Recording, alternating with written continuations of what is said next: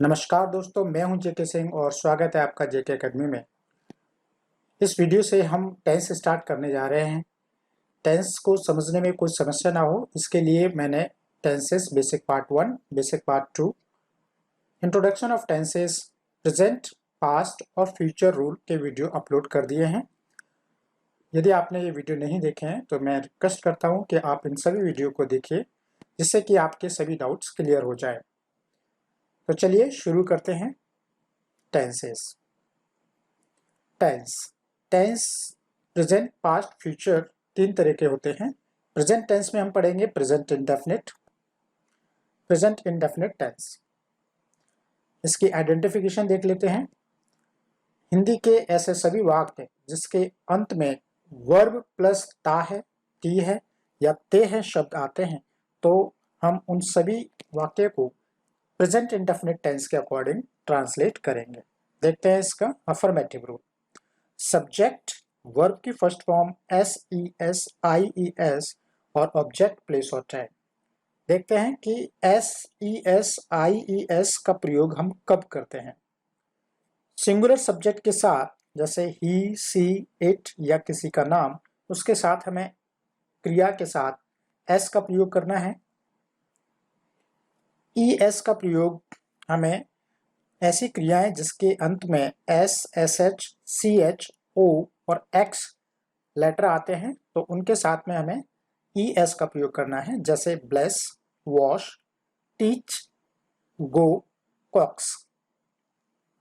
आई ई S का प्रयोग हमें ऐसी क्रियाओं के साथ करना है जिसके अंत में वाई लेटर आता है, साथ ही उनसे पहले कोई भी वोवेल अक्षर नहीं आता है।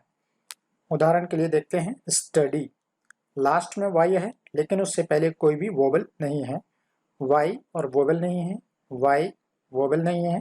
इस तरीके से ये सभी क्रियाएं जिसके अंत में वाई लेटर आ रहा है लेकिन उससे पहले कोई भी वोवेल नहीं है, ए ई आई ओ यू में से कोई भी शब्द नहीं है, ऐसी क्रियाओं के साथ हमें आई ई एस का प्रयोग करना है।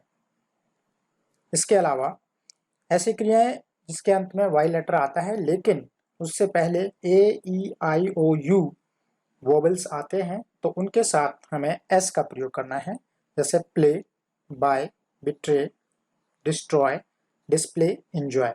इन सभी क्रियाओं के अंत में वाई है लेकिन उन सबसे पहले वोवेल्स अक्षर भी हैं, इसलिए इन सभी के साथ हमें एस का प्रयोग करना है। ध्यान दीजिए, ये सभी एस, ई एस और आई ई एस सिंगुलर सब्जेक्ट होगा, तभी हम इसका क्रिया के साथ इसका प्रयोग करेंगे। आई ई एस में स्टडी के साथ अगर आपको आई ई एस का प्रयोग करना है तो इसमें आपको वाई हटाकर आई ई एस का प्रयोग होता है। इस तरीके से कॉपी के लिए कॉपीज,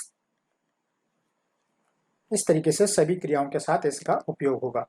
परंतु हमें एस का प्रयोग यहाँ पर हमें वाई हटाना नहीं है, वाई के साथ ही इसका प्रयोग करना है, जैसे place, display, D I S P L A Y S.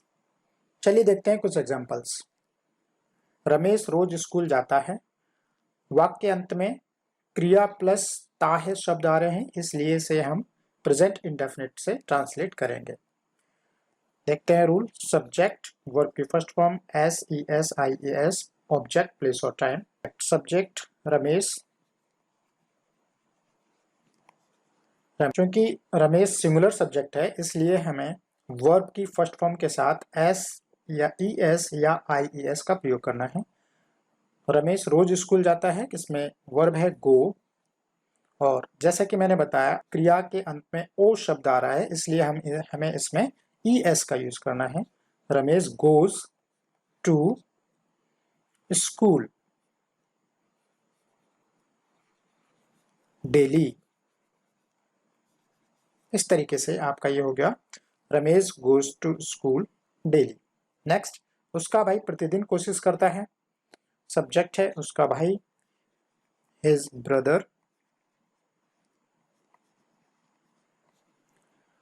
कोशिश करता है, कोशिश करना होगा ट्राई, और हिज ब्रदर सिंगुलर सब्जेक्ट है इसलिए टी आर ये देखिए वाई है लास्ट में और उससे पहले कोई वोवेल नहीं है, इसलिए हमें वाई हटाकर IES का प्रयोग करना है।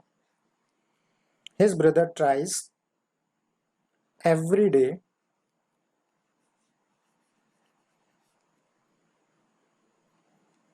His brother tries every day. Next, मैं सुबह जल्दी उठता हूँ। सब्जेक्ट आई, वर्ब की फर्स्ट फॉर्म उठना, गेट अप, जल्दी, अर्ली, सुबह, इन द मॉर्निंग।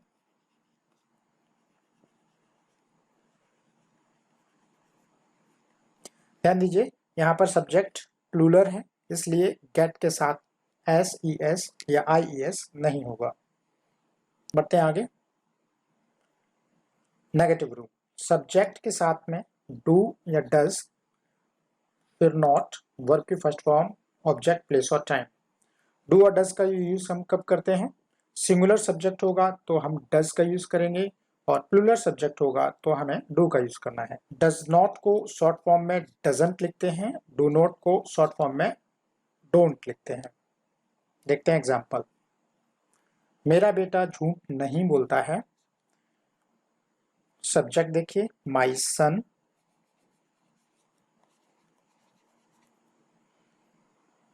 डू या डज में से कोई एक लगाना है। माई सन यानी कि सिंगुलर सब्जेक्ट है तो डज का यूज कीजिए। माई सन डज नॉट, वर्ब की फर्स्ट फॉर्म बोलना, झूठ बोलने के लिए टेल का यूज करते हैं, tell a lie. My son does not tell a lie.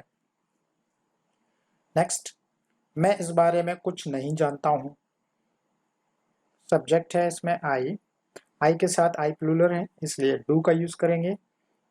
I do not, verb की फर्स्ट फॉर्म जानना, जानने को बोलते हैं know. I do not know anything about it. I do not know anything about it. Next, Anil चाय नहीं पीता है। सब्जेक्ट अनिल, सब्जेक्ट सिंगुलर है इसलिए डज, अनिल डज नॉट, पीना, पीने के लिए टेक यूज करते हैं। Anil does not take tea. Next, interrogative rule. Interrogative rule के लिए WH वर्ड के साथ डू या डज, सब्जेक्ट, वर्ब की फर्स्ट फॉर्म और ऑब्जेक्ट। इसके अलावा WH वर्ड में यदि हु WH वर्ड है तो उसके लिए हमें वर्ब की फर्स्ट फॉर्म SES या IES और ऑब्जेक्ट प्लस क्वेश्चन मार्क का यूज करते हैं। नोट, देखते हैं WH वर्ड। WH वर्ड किसे कहते हैं? जिसमें हमें प्रश्न पूछना होता है, जैसे व्हाट, व्हाट क्या, व्हाई क्यों, हु कौन, व्हेन कब, हाउ कैसे, whom किसको, वेयर कहाँ, विच किसका, इन विच किसमें। वे सभी शब्द जिससे हमें प्रश्न का आभास होता है तो उन्हें हम WH वर्ड कहते हैं। देखते हैं कुछ एग्जांपल्स। आप मुझे कैसे जानते हैं? WH वर्ड से स्टार्ट करना है। कैसे, कैसे को बोलते हैं हाउ, हाउ। सब्जेक्ट कौन है इसमें? आप मुझे कैसे जानते हैं? मुझे सब्जेक्ट नहीं है तो आप प्लूरल है इसलिए डू का यूज कीजिए। हाउ डू यू, वर्ब की first form know, how do you know. अब आएगा object me, question mark. Subject, object या वर्ब, इन सभी की वीडियो मैंने बेसिक पार्ट 1 में क्लियर कर दिया है। यदि आपको डाउट है तो आप बेसिक पार्ट 1 जरूर देखिए। नेक्स्ट, आपको हिंदी कौन पढ़ाता है? प्रश्नवाचक है। कौन, कौन को बोलते हैं हम हु, और हु के लिए हमें ये वाला फॉर्मूला यूज करना है। तो हु, वर्ब की फर्स्ट फॉर्म पढ़ाना टीच, अब यहाँ पे देखिए, आपको हिंदी कौन पढ़ाता है। ये ता है शब्द से हमें ये मालूम चल रहा है कि सब्जेक्ट सिंगुलर है, इसलिए हम इसके साथ एस ई एस का यूज करेंगे। सी एच से खत्म होने वाले लेटर के साथ हमें ई एस का यूज करना है। हु टीच, उसके बाद ऑब्जेक्ट है you, who teach you Hindi.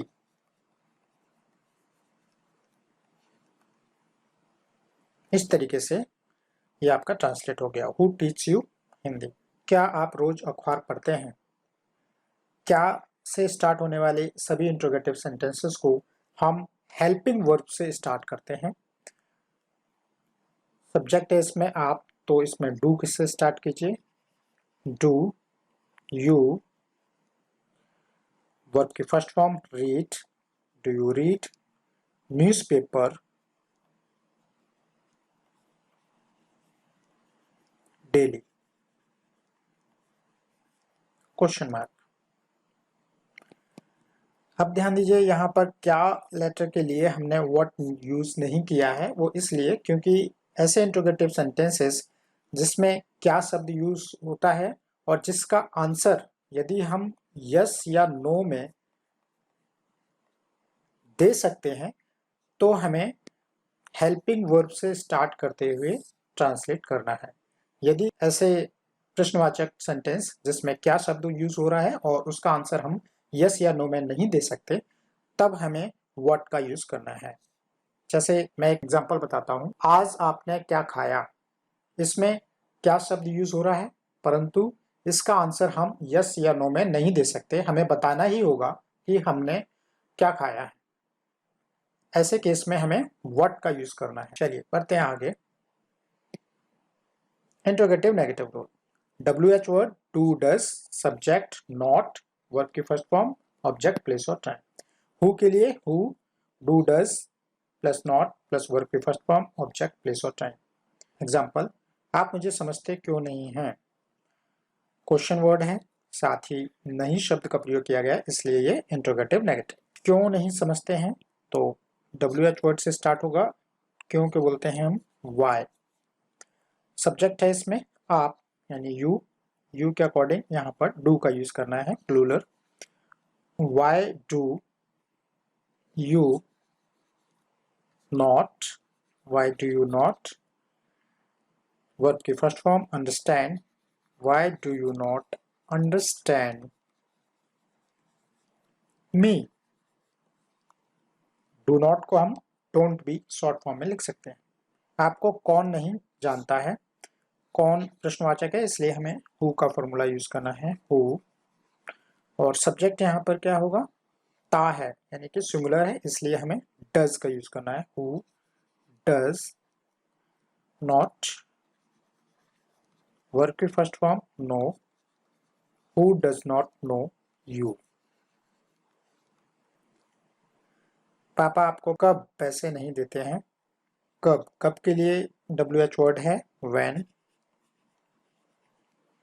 और सब्जेक्ट है यहाँ पर पापा, इसलिए सिंगुलर सब्जेक्ट के साथ हमें डज का यूज करना है। When does father, when does father not, verb की first form give money to you. तो इस तरीके से हमने प्रेजेंट इंडेफिनिट टेंस कवर किया है। देखते हैं समरी। आइडेंटिफिकेशन में हमने देखा था कि वर्ब के साथ में ता है, ती है या ते हैं लेटर आते हैं, तो ही हमें प्रेजेंट इंडेफिनिट टेंस से इसे ट्रांसलेट करना है। Affirmative rule, negative rule, interrogative rule और इंट्रोगेटिव नेगेटिव रूल। इसको आप अच्छी तरीके से एक दो बार लिख लीजिए कॉपी में और इसको याद कर लीजिए, तो आपको कभी कोई समस्या नहीं आएगी। नेक्स्ट प्रैक्टिस सेट है। वह रोज 5 घंटे पढ़ता है, तुम अपना कीमती समय बहुत बर्बाद करते हो। उसकी बहन कक्षा 10 में पढ़ती है, मैं उससे बात नहीं करता हूँ। उसकी मम्मी उसे नहीं डांटती हैं। मीनिंग्स, कीमती समय को वैल्यूएबल टाइम, बर्बाद करना वेस्ट, बहुत ज़्यादा टू मच, बात करना टॉक और डांटना स्कोल्ड। वीडियो को पॉज कीजिए और इन सभी के आंसर्स लिखिए और उसके बाद वीडियो को दोबारा कंटिन्यू कीजिए। देखते हैं सॉल्यूशन। वह रोज 5 घंटे पढ़ता है। He studies 5 hours daily. तुम अपना कीमती समय बहुत बर्बाद करते हो। You waste your valuable time too much. उसकी बहन कक्षा 10 में पढ़ती है। His sister studies in class 10th. मैं उससे बात नहीं करता हूँ। I don't talk to him. उसकी मम्मी उसे नहीं डांटती हैं। His mother doesn't scold him.